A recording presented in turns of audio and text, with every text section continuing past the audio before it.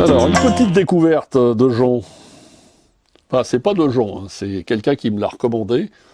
Faut rendre à César ce qui est à César. Hein. Caroline, bonjour.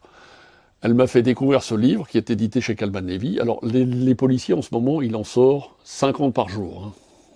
C'est absolument... Et même les plus grands, les meilleurs, tous les jours, il sort un livre.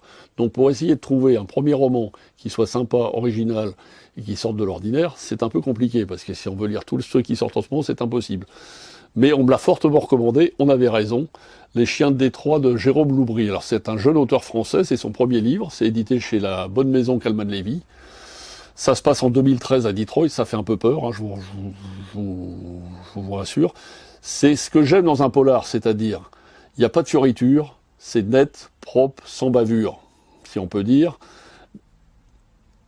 On rentre dedans, on est pris dedans, on le commence à 6h du soir, à 20h30 on l'a fini parce qu'on veut savoir la fin. C'est ce que j'aime, c'est-à-dire qu'il raconte pas sa vie, il n'y a pas de description et tout ça.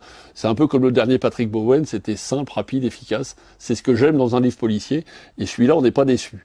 Ça se passe à Détroit, déjà c'est une ville des États-Unis qui est à moitié en décrépitude, donc il y a la description de tout ce Détroit qui est en train de se...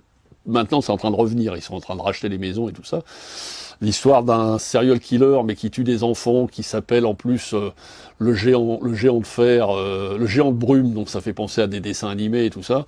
C'est absolument terrifiant. Une enquête qui s'est passée des années avant, des flics qui ont raté l'enquête, qui reviennent, il y a de nouveau des morts. Est-ce que le géant de brume est arrivé? Qui est-il? Comment ça se passe? Une fin en plus absolument superbe, dont je ne raconterai pas parce que ce serait vraiment dommage. Vraiment, c'est net, sans bavure, on passe une superbe soirée. Et vraiment, c'est pour un coup d'essai, c'est un coup de maître. Hein. Je dois dire qu'il est... C'est vraiment un superbe roman, quoi. Mais si vous cherchez des descriptions ou des trucs longs où il se passe rien, ne lisez pas ce livre.